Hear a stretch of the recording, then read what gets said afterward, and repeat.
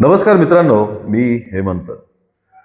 तुकाराम मुंडे नावाचं वादळ मागच्या 15-20 दिवसांपासून महाराष्ट्रात त्यांनी तुफान गाजवलेलं आहे.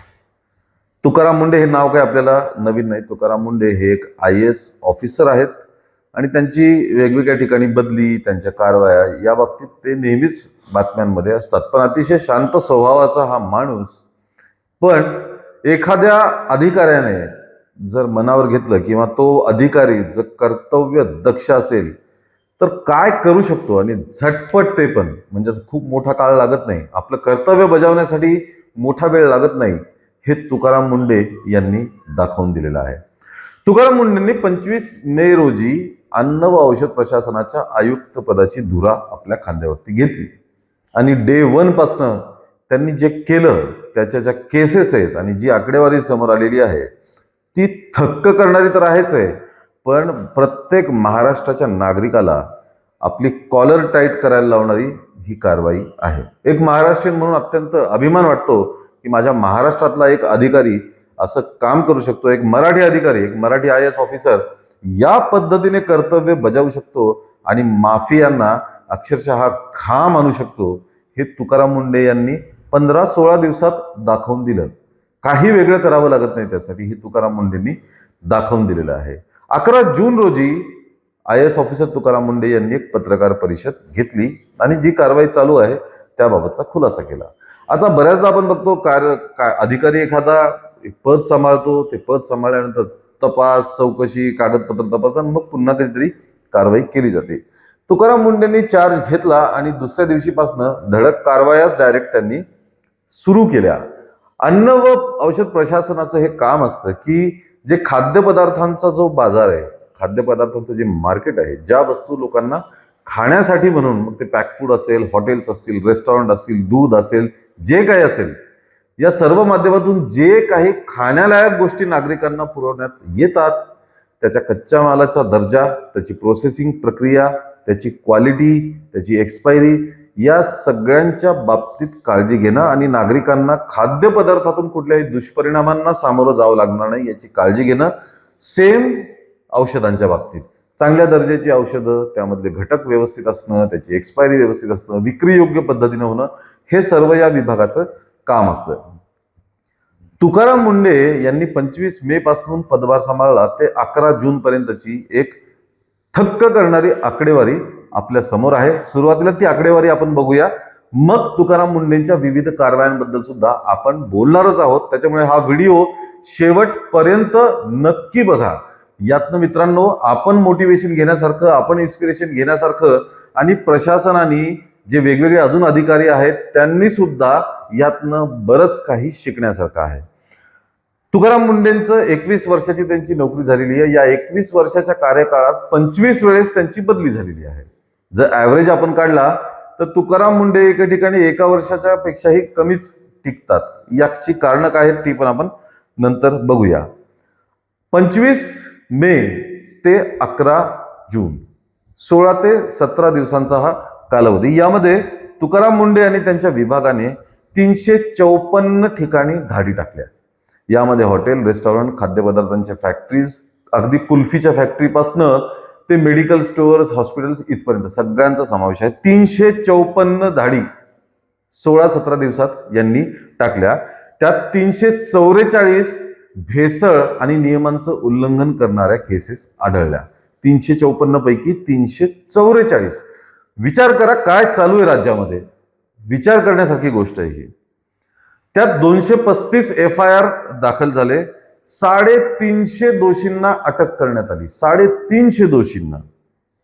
त्याचप्रमाणे 274 दुकानं, हॉटेलं सील करण्यात आली आणि 26 गाड्या, 4 चाकी गाड्या, त्यात ट्रक, टेम्पो पासनं ते कारपर्यंतचा समावेश आहे, 26 गाड्या सुद्धा जप्त करण्यात आल्या.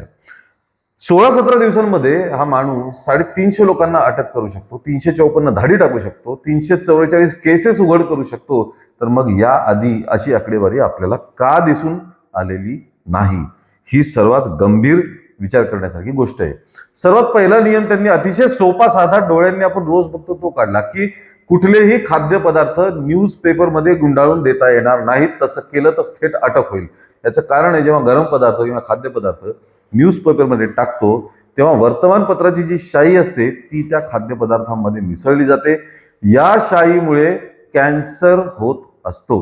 या शाईसाठी जे केमिकल्स वापरले जातात त्याच्यामुळे कॅन्सरचा धोका आहे. तुकाराम मुंडेंनी एका मिनिटात आदेश काढला की कुठलाही खाद्यपदार्थ याच्या पुढे वर्तमानपत्रात गुंडाळून देता येणार नाही. ते रोड साईडचं फूड असो, हॉटेलमधलं असो का काही असो, कुठलीच गोष्ट न्यूजपेपरमध्ये गुंडाळता येणार नाही. त्या बरोबरच एक खूप मोठी गोष्ट घडली ती म्हणजे पनीर. हॉटेलमध्ये सर्वात जास्त विक्री होणारा पदार्थ म्हणजे पनीर. शाकाहारी लोकांसाठी सर्वात चांगलं उत्कृष्ट व्यंजन म्हणजे पनीर. या पनीरच्या बाबतीत जेव्हा भेसळयुक्त पनीरवरती तुकाराम मुंडेंनी कारवाई सुरू केली, चमत्कारिकरित्या मार्केटमध्ये पनीरचा तुटवडा झाला. पनीरच मिळेना. म्हणजे मग जे आतापर्यंत मिळत होतं ते काय? हॉटेल्स, वेगवेगळे हॉटेल्स, पुणे, मुंबई, मोठ्या शहरांमधल्या हॉटेल्सच्या मेन्यूमधनं पनीर डायरेक्ट गायब झालं. हॉटेलवाल्यांनी पनीर विक्री करणं बंद करून टाकलं. का? कारण की त्यांनाही माहिती आहे की ते जे विकतायत ते पनीर शुद्ध नाही. याचं लॉजिक असं आहे मित्रांनो की महाराष्ट्रात दुधाचं जेवढं उत्पादन होतं त्यापेक्षा जास्त मागणी ही निव्वळ दुधाला आहे. म्हणजे दूधजन्य पदार्थ नाही. जेवढं दुधाचं उत्पादन महाराष्ट्रात होतं त्यापेक्षा जास्त मागणी फक्त दुधाची आहे. दुधापासून दही, पनीर, खवा हे सोडून द्या. फक्त दूध, जे चहा, कॉफी आणि दूध पिण्यासाठी आपण जे वापरतो त्या फक्त दुधाची मागणी ही उत्पादनापेक्षा जास्त आहे. त्यामुळे जर आपण प्रामाणिकपणे बघितलं तर पनीर, खवा, दूधजन्य पदार्थ बनवण्यासाठी दूधच महाराष्ट्रात उपलब्ध नाहीये. त्यापेक्षा जास्त मागणी तर निव्वळ दुधाला आहे. मग हे जे पनीर वगैरे येतं त्याच्यात काय असतं? हे सर्व पनीर हे डुप्लिकेट पनीर असतं. तुकाराम मुंडेंनी कारवाई सुरू करता हे पनीरच गायब झालं आणि पनीरचा तुटवडा डेअरीजमध्ये आणि हॉटेलमध्ये जाणवू लागला. म्हणजे काय चमत्कार आहे हा! आपण जे खात होतो ते काय होतं आणि अन्न औषध प्रशासनाचं इतके दिवस लक्ष कशावरती होतं हे कोणाच्याच लक्षात आलं नाही. तुकाराम मुंडेंना पदभार स्वीकारल्याबरोबर त्यांच्या लक्षात कसं काय येते ही गोष्ट? त्यासोबतच शेगाव कचोरी, बुलढाण्यातील शेगावमध्ये डायरेक्ट शेगाव मधील एका सर्वात मोठ्या आणि लोकप्रिय शेगाव कचोरी उत्पादन कर्त्यावरती FDAने धाड टाकली. तिथले नमुने तपासायला घेतले, तिथली स्वच्छतेची तपासणी घेतली आणि हे नमुने उचलून तपासणीसाठी पाठवलेले. त्याचा रिपोर्ट यायचा बाकी आहे. पण एखादं सुप्रसिद्ध खाद्यपदार्थ देवस्थानावरचं जरी असलं तरी तुकाराम मुंडेंना त्याच्याने फरक पडत नाही. तिथे सुद्धा त्यांनी थेट धाड मारून त्या ठिकाणचे नमुने तपासणीसाठी घेतलेले आहेत. तिसरा खूपच गंभीर मुद्दा म्हणजे गुटखा. महाराष्ट्रात गुटख्यावरती बंदी आहे, पण हे आम्हाला सर्वांना माहिती आहे की सर्रास गुटख्यांची विक्री होते. पानटपऱ्यांवरतीच नाहीत, किराणा दुकानांमध्ये सुद्धा गुटख्याची विक्री केली जाते. जिथे तंबाखूजन्य पदार्थ विक्री करण्याची मुळातच परमिशन नाही, किराणा दुकानामध्ये फक्त किराणाचीच विक्री केली जाऊ शकते, तिथे गुटखा, सिगारेट, तंबाखूच्या पुड्या या सर्वांची विक्री अवैध पद्धतीने होते. हे आपल्याला खूप चांगलं माहिती आहे. धडक कारवाई तुकाराम मुंडेंनी याच्यावरती चालू केलेली आहे. इतकंच नाही तर 11 तारखेला त्यांनी एक नवा आदेश जारी केला की जर गुटखा विक्री करताना कोणी दिसून आलं त्याच्यावरती थेट मकोका अंतर्गत कारवाई करण्याचे आदेश तुकाराम मुंडेंनी दिलेले आहे. इतका गंभीर कायदा आता गुटख्याची विक्री करणाऱ्यांवरती तुकाराम मुंडेंनी लागू केलेला आहे. याचा पुढचा मुद्दा म्हणजे औषधांच्या बाबतीत तुकाराम मुंडेंनी जे केलं की हॉस्पिटल्स, मोठमोठे हॉस्पिटल्स त्यांचं स्वतःचं मेडिकल फार्मसिटी सुद्धा असतं त्या ठिकाणी. बरेच हॉस्पिटल हे पेशंट्सच्या नातेवाईकांना कंपल्सरी करतात की हॉस्पिटलच्या मेडिकलमधनंच तुम्ही हे मेडिसिन किंवा औषधं घ्यायचे. तुकाराम मुंडेंनी कडक आदेश जाहीर केलेला आहे की कुठल्याही हॉस्पिटलला अशा प्रकारचे नियम, अटी पेशंटच्या नातेवाईकांना घालता येणार नाहीत. पेशंटचा अधिकार आहे, त्यांनी कुठून औषधं घ्यायची हे पेशंट आणि त्याचे नातेवाईक स्वतः ठरवतील. जे कोणतं हॉस्पिटल अशा प्रकारचे बंधनं पेशंटवरती टाकतील त्यांच्या हॉस्पिटलचे लायसन्स कॅन्सल करण्यापासनं ते त्यांच्यावरती कायदेशीर कारवाई करण्यापर्यंत सर्व काही केलं जाईल. त्यामुळे तातडीने हे बंद झालंच पाहिजे. आता एक गमतीशीर किस्सा तुम्हाला सांगतो मी, अगदी अलीकडचा, म्हणजे तुकाराम मुंडेंनी हा पदभार घेतल्यानंतरचा. नगरच्या जवळचं सुपा नावाचं एक तालुका आहे. त्या तालुक्यातली बाजारपेठ मोठी प्रसिद्ध आहे. तिथं भरपूर पदार्थ, वस्तू, बेकरीज सुप्याच्या प्रसिद्ध आहेत. एके दिवशी तिथे बाजार होता आणि दुपारी 12:30 ते 1च्या दरम्यान तिथे एक निरोप आला की तुकाराम मुंडे हे त्यांच्या पथकासहित इथे येत आहेत. हा मेसेज नव्हता, ही खरं तर अफवा होती. तुकाराम मुंडे तिथे मुळातच येणार नव्हते. त्यांच्या शेड्यूलमध्ये सुद्धा हा प्रोग्राम नव्हता. न त्यांनी कुठं सांगितलं होतं की आम्हाला सुप्याला जायचंय, काहीच नव्हतं. कोणीतरी खोडसाळपणाने ही अफवा पसरवली. मित्रांनो, धक्कादायकरित्या 15 मिनिटात सुप्याची अख्खी बाजारपेठ बंद झाली. किराणा दुकानांपासनं, हॉटेल्सपासनं, मेडिकलपासनं ते पान टपऱ्यांपर्यंत सर्वच्या सर्व दुकानं सुप्यातील बंद झाली. Shutter down. कशामुळे? कारण तिथे सर्व नियमांचं उल्लंघन होतच होतं. पण तुकाराम मुंडे नावाची दहशत इतकी जबरदस्त आहे की नुसत्या अफवेने अख्ख्या सुप्याची बाजारपेठ बंद झाली. हा दरारा पाहिजे अधिकाऱ्याचा, कायद्यांचा, नियमांचा. 15 दिवसात हा माणूस जर सुतासारखा हा विभाग सरळ करू शकतो, तर आतापर्यंत हे का जमलं नाही? इतर विभागांमध्ये ही गोष्ट का होत नाही? प्रत्येक ठिकाणी तुकाराम मुंडे का नाहीये? हा प्रश्न आपल्याला पडल्याशिवाय राहणार नाही. याचप्रमाणे नाशिकमध्ये 9-10 महिन्यांसाठी तुकाराम मुंडे आयुक्त म्हणून होते. त्या ठिकाणी एका मंदिरात त्यांना पूजेसाठी, आरतीसाठी निमंत्रण देण्यात आलं. अतिशय मानाने, सन्मानाने निमंत्रण देण्यात आलं. तुकाराम मुंडे गेले, योग्य वेळेवरती गेले. 8:30 वाजता आरती करून बाहेर आले. बाहेर आल्यानंतर आजूबाजूचा परिसर त्यांनी बघितला, तेव्हा तिथे पूजेचं वगैरे साहित्य आणि खाद्यपदार्थांची विक्री करणारे स्टॉल्स होते. या स्टॉल्समध्ये बंदी असलेल्या कॅरी बॅग वापरल्या जात होता. ते बघून तुकाराम मुंडेंनी मंदिर प्रशासनाला बोलून घेतलं, तिथल्या अधिकाऱ्यांना बोलून घेतलं. संध्याकाळी 5 वाजेपर्यंतचा वेळ देतो. एकूण एक कॅरी बॅग इथनं गायब झाली पाहिजे आणि पुन्हा इथे दिसली नाही पाहिजे.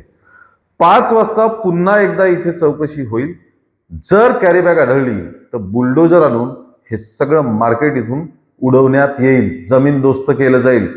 आपण जनरली ज्या ठिकाणी निमंत्रणावरती गेलो तिथे आपण चुका दिसल्या तरी बोलत नाही, पण तुकाराम मुंडे ही अशी व्यक्ती आहे, 24 तास त्यांच्यातला कर्तव्य दक्ष अधिकारी जागृत असतो.